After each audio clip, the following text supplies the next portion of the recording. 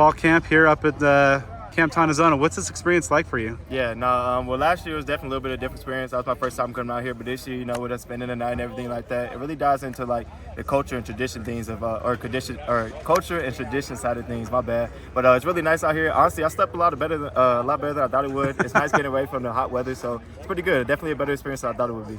Yeah, how do you how are you and the guys kind of adjusting, kind of roughing it a little bit? Yeah. Don't have those modern amenities. Yeah. Kenny mentioned that he gives you guys about 90 minutes of phone time a day.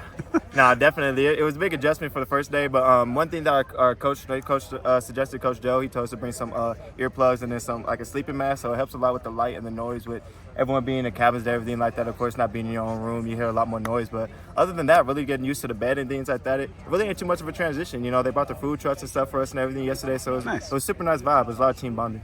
All right, so the next couple days up here as well, scrimmage on Saturday. What are some of the things that you and the team kind of want to get accomplished, make sure that you get the full Camp T experience? Yeah, no, definitely with the scrimmage, just energy, effort, and physicality. That's something we always preach, especially in the receiver room. So really just, like I said, getting lined up quick, chasing the ball, blocking people, really just being physical and energy and effort. And then as far as the experience in general, like I said, really just a team bonding and culture side of things. It's nice to get away, like you said, 90 minutes with the phone, so you really, even if you don't want to, you kind of have to bond with teammates and stuff like that. So it's nice getting to know people that you really don't get to know, but if you were just walking around the facility just nodding and stuff like that, you really get to dive deep into others' past and really get to know somebody.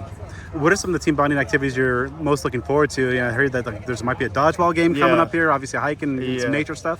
To be honest, I haven't heard much. They try to keep the Sunday Olympics and everything like that under wraps about what we're doing. I have heard about the dodgeball tournament. I'm definitely looking forward to that. I'm not gonna lie, not really looking forward to the hike. I did it last year. I'm ready for it, but that thing's a little treacherous. My legs a little tired, but I'm ready to chill with my homies and things like that. But other than the dodgeball tournament, I like the campfires a lot. I think the campfires are super cool. Like I said, yesterday we did with our position groups, but today we're going to do it with like our little Sunday Olympic group. So that's definitely going to be people from different positions, different age groups and things like that. So like I said, I'm really looking forward to diving in and getting to know people I don't know.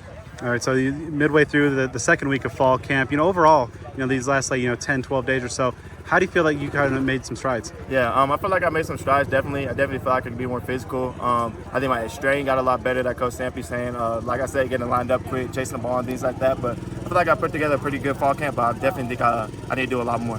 How are you feeling kind of comfort-wise in this offense? Obviously going through spring ball and kind of learning in the summer, and just now that you're getting out here in fall camp, how do you feel that just the offensive cohesion and comfort is coming along? I think it definitely has grew a lot. I think people are starting to have a lot less busts, is what we call them when you mess up a play and things like that. I think for as a whole, as a unit, I think we're getting a lot more comfortable, and like I said, we're playing a lot more strain. As for me, I think I have a pretty good grasp of the offense. I'm not gonna lie, I feel like if they put me at X, Z, or A, even H, if it's not a blocking or something, I feel like I pretty much know the whole playbook.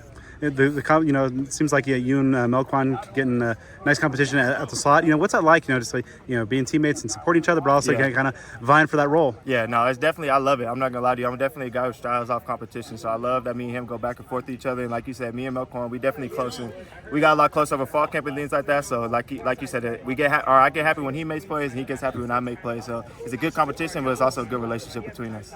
Quarterback battle's kind of taking center stage, obviously, and not yet knowing exactly who that QB1 is going to be, and just with the rotation, just one day is kind of more Trent, one day is more Drew.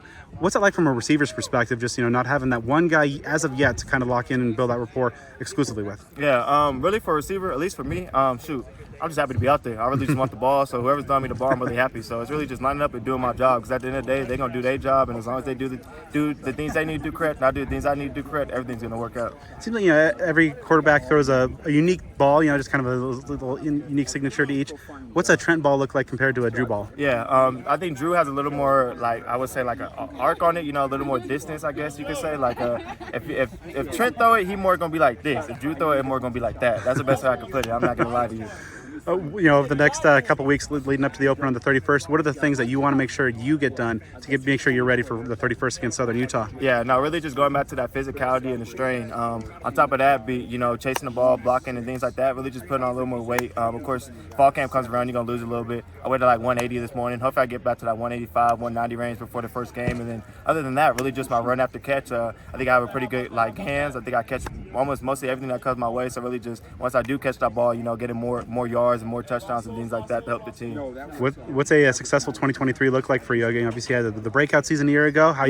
What do you want to do to follow it up? Shoot, I want to have even a bigger breakout year. I want to lead the Pac-12, the nation, whatever I can lead in every receiving stats. And as far as a team, I really just want to win a Pac-12 or make history. This is the last year the Pac-12 going to be together. Why not us? That's what I think. Every year there's a team who comes and blows it up. Washington last year was ranked super low, and they came out of nowhere and blew it up. They had a new coaching staff. They had some player transfer in and things like that. So my motto is always, why not us? Literally, I really just want to make history with this team.